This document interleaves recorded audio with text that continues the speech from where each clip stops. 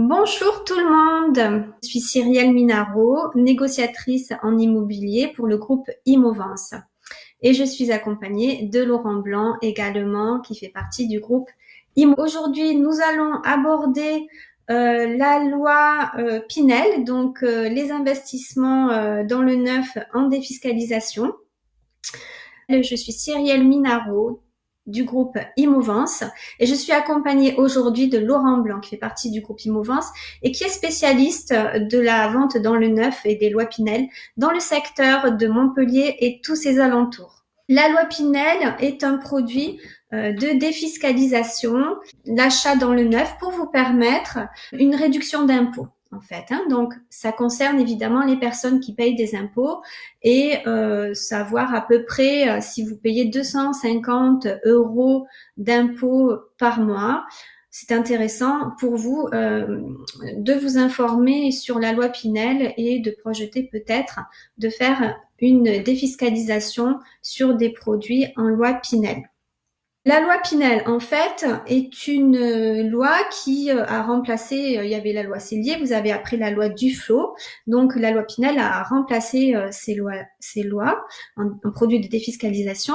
L'avantage qu'il y a par rapport aux autres lois, c'est que vous investissez, mais vous pouvez louer votre bien à un membre de la famille. Voilà, à savoir que quand vous faites un produit d'investissement en défiscalisation, vous ne pouvez pas habiter dedans. C'est un bien que vous êtes obligé de mettre en location. L'avantage sur la loi Pinel, c'est que vous pouvez mettre un membre de votre famille, ce qui n'était pas possible sur les autres lois. Donc un gros avantage parce que si par exemple vous avez un enfant qui étudie et que vous devez loger, eh bien vous pouvez lui permettre de loger dans ce logement ou des parents ou voilà. Donc c'est le gros avantage par rapport aux autres lois. Avantage d'acheter dans le neuf aussi, nous en reparlerons tout à l'heure, mais vous avez les frais de notaire réduits. Voilà. Loi Pinel peut se faire en achat dans le neuf, mais aussi en achat dans l'ancien. Aujourd'hui, nous allons vraiment aborder uniquement l'achat dans le neuf. C'est déjà beaucoup de choses. Comment ça fonctionne? C'est très simple. Alors, j'ai une première question de François. Bonjour François. Est-ce qu'il y a une réduction d'impôt ou un crédit d'impôt? Oui, bien sûr. Laurent ne me contredira pas, je pense. Il y a effectivement une réduction d'impôt. C'est tout l'intérêt d'acheter un produit en loi de défiscalisation et en loi Pinel. Ouais, ça sera pas un crédit d'impôt, on sera jamais en dessous de, on peut réduire jusqu'à 0, mais on n'aura jamais un chèque de l'État. C'est juste une réduction, Voilà. Et pas un crédit d'impôt. Comment ça se passe? Tout simplement, vous achetez sur plan. On a quand même beaucoup de choses à disposition pour vous permettre de bien vous projeter. C'est-à-dire qu'on a des vues 3D, on a des plans, on a la possibilité de vous montrer aussi avec Google Earth l'endroit où sera la future résidence. Mais voilà, sachez que vous ne pouvez pas rentrer dans un appartement, aller visiter. C'est vraiment une vente qui se fait sur plan uniquement. Comment ça se passe? Ça se passe tout simplement comme un achat normal. Il y a un compromis de vente, un acte de vente et une livraison. Voilà, donc ça prend évidemment un certain temps puisque quand vous signez le compromis de vente, la résidence très généralement n'est pas commencée. Donc il faut le temps de la construction. Bonjour Pierre. Pierre a une question. Donc, je la lis. Si je déclare ma Pinel sur 9 ans, est-ce que je peux revenir sur 6 ans si ma situation n'est plus adaptée? Quand on a choisi 6 ans, on peut passer à 9, mais revenir en arrière, ça peut s'avérer compliqué, voire impossible. On le verra aussi pour les durées qu'on peut proroger ou pas. Il y a certains particularismes quand même à respecter. Donc attention à bien choisir à la base, sa durée de défiscalisation. Donc Laurent, si nous comprenons bien, il vaut mieux partir d'abord sur 6 ans et après prolonger si on a envie plutôt que le contraire. Exactement. Voilà. Voilà, donc comme je vous expliquais, la procédure est tout à fait normale. Compromis de vente, acte de vente, livraison. Vous allez peut-être me demander comment ça se passe pour le déblocage des fonds. Quand vous signez le compromis de vente et l'acte de vente, comme vous n'êtes pas livré tout de suite, des fois vous êtes livré 2 ans après, Pour le déblocage des fonds, ça se fait petit à petit, ou ça c'est à négocier après avec votre banque euh, pour euh, pour enclencher votre crédit que à la livraison. Ça c'est vraiment à part, c'est vraiment une négociation avec votre banque. Donc c'est très intéressant quand vous avez un projet comme ça d'aller voir votre banque en amont ou même un courtier qui est fort intéressant d'aller voir parce que lui met tout ce qu'il faut et met en œuvre pour aller vous chercher les meilleurs taux. Voilà, donc en gros, ce qu'est la loi Pinel.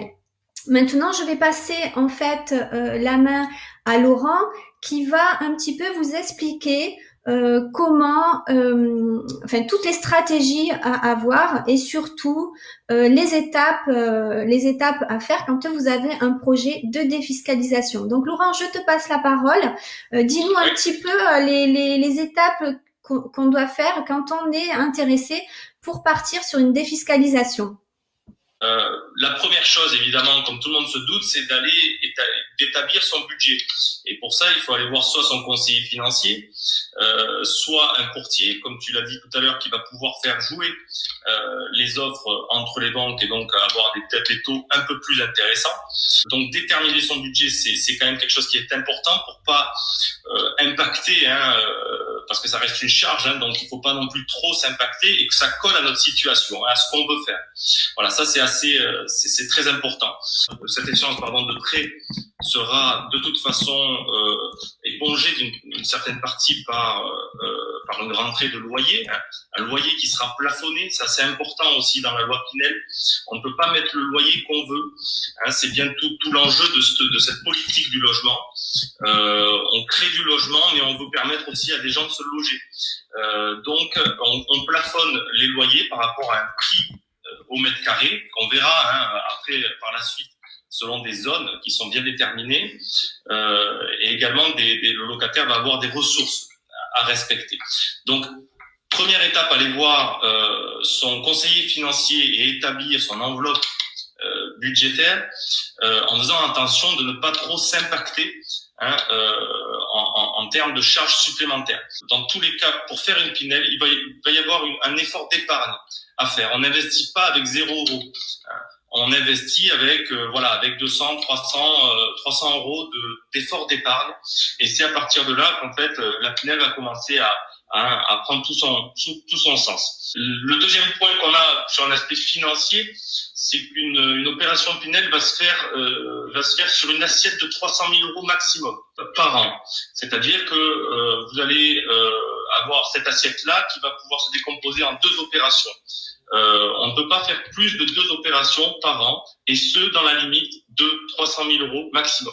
Bien sûr, si on dépasse les 300 000, c'est possible de les dépasser, mais le reste ne sera pas pris en compte dans la défiscalisation. On restera bien sur cette assiette de 300 000 €.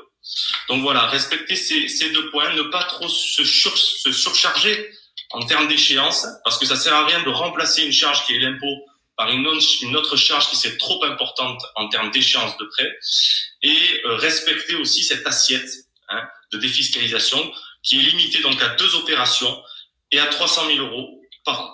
Donc ça, c'est vraiment un calcul au cas par cas. N'hésitez pas, comme je vous dis, en dehors du live, à vous rapprocher de nous. On pourra vous faire votre étude.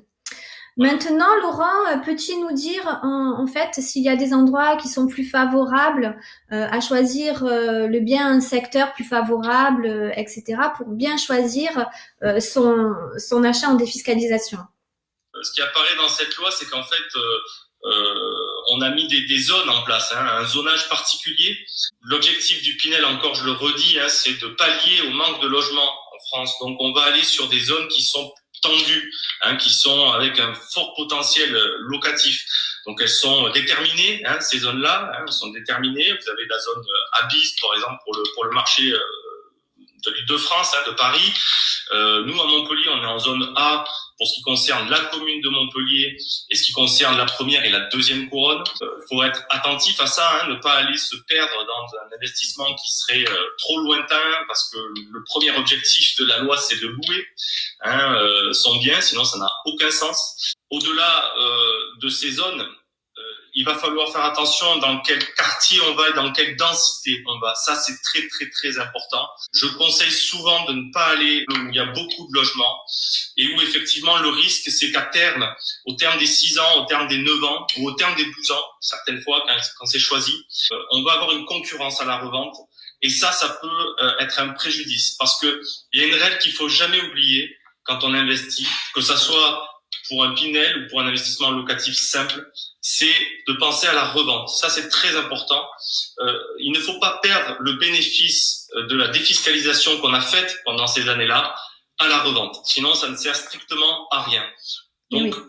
Je préfère, moi, conseiller des opérations qu'on appelle qui sont basés sur les terrains diffus, ce qu'on appelle des terrains diffus, c'est-à-dire hors ZAC. C'est des terrains seuls, des terrains, si vous voulez, qui sont dans des villages ou qui sont dans des centres, voilà, un peu plus éloignés des grandes agglomérations et des grands centres de densité pour éviter cette concurrence à la revente. On le verra ensuite aussi. Il vaut mieux investir sur une petite résidence qui va se limiter à 30, 40 logements. Voilà, des petites, moyennes résidences. Plutôt que d'aller sur des grands ensembles immobiliers où là, il y a beaucoup de gens qui vont venir faire ce type d'achat et donc revendre au même moment. Voilà, là, il faut faire attention à ça. Et est-ce qu'il y a un bien idéal, en fait, à acheter, style combien de chambres, est-ce qu'il y a un bien idéal en investissement? Déjà, par rapport au prix, c'est-à-dire que, on l'a dit tout à l'heure, il y a une assiette de 300 000 euros. Donc effectivement, aller sur du T4 paraît, par exemple, par rapport au prix en plus du neuf aujourd'hui, aller sur un T4, ça a pas trop de sens. C'est pas le même cas pour les maisons. Quand on fait construire sa maison en Pinel, ça peut être une belle opération parce que la maison en général attire toujours une clientèle et une clientèle qui va être en plus fidèle en quelque sorte, qui va rester pendant un moment dans ce logement. Donc on met à part ce cas des maisons qui en plus de ça, je le dis parce que ça va bientôt s'arrêter, ce Pinel qui sera possible sur les maisons. L'année prochaine, il sera plus possible de faire construire sa Pinel et de défiscaliser comme ça. Donc là, on parle strictement des appartements. Effectivement, les biens qu'on retrouve le plus, ça sera du 2 pièces et du 3 pièces. Et la question qu'on peut se poser, est-ce que quand la Pinel est finie, donc c'est par exemple on a choisi 6, 9 ans, 12 ans, est-ce que quand la Pinel est finie, est-ce qu'il vaut mieux garder le bien ou est-ce qu'il vaut mieux le revendre? Ça va dépendre un petit peu de ce qu'on veut faire. On peut tout à fait le revendre si on n'a pas d'intérêt particulier à le garder.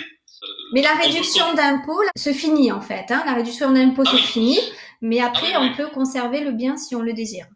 Tout à fait. Une fois qu'on a fini la période qu'on a choisie, donc les 6, les 9 ou les 12 ans, la défiscalisation s'arrête d'elle-même. Ok ?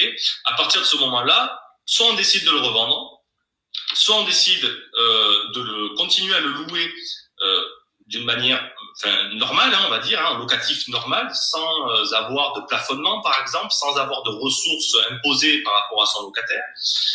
Ou alors, on peut tout à fait le transmettre à ses enfants, par exemple, en succession, s'il a le temps de le faire. Voilà. Ok, très bien. Écoutez, je pense que nous avons abordé le principal de la loi Pinel. Je vous dis donc à très bientôt. Merci Laurent pour ton intervention. Merci Cyrielle. Merci à tous d'avoir été présents et à très bientôt. Au revoir.